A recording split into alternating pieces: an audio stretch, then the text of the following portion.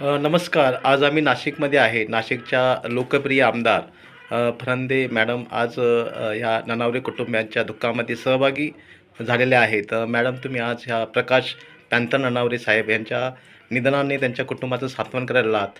आपल्या इथे ज्येष्ठ रिपब्लिकन नेते मुंबईवरून तानसेनभाई ननावरे आलेले आहेत. काय आपण प्रतिक्रिया व्यक्त कराल? प्रकाश ननावरे हे माझ्या मतदारसंघामधील अतिशय कुशाग्र बुद्धिमत्तेचं अतिशय नावलौकिक मिळालेलं आहे.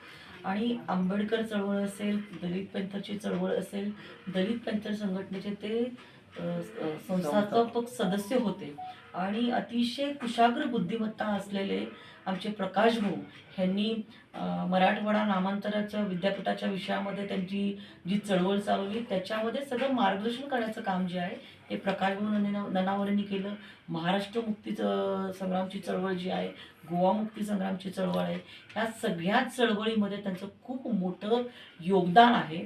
आणि सांस्कृतिक आणि सामाजिक म्हणजे कलेमधून आंबेडकर चळवळीला बळकटी देणं आणि आपल्या प्रगल्भ अशा नेतृत्वातून वक्तृत्वातून त्यांच्या वाणीमधून त्यांनी आंबेडकरी चळवळीला खूप मोठं बळकटी दिली.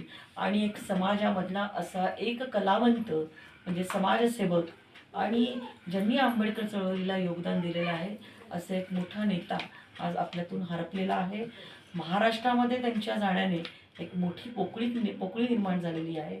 दलित पॅंथरचं याच्या माध्यमातून खूप मोठं नुकसान झालेलं आहे. आंबेडकर चळवळीचं मोठं नुकसान झालेलं आहे.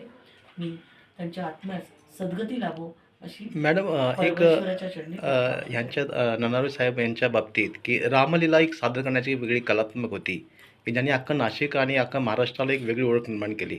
त्याबद्दल आपण काय सांगाल? प्रकाश भाऊ ननावरेंनी आमच्या नाशिकमधून रामलीला जी आहे, जी आमच्या रामलीला मैदानावरती जी भरते त्याची सुरुवात ही प्रकाश भाऊ ननावरे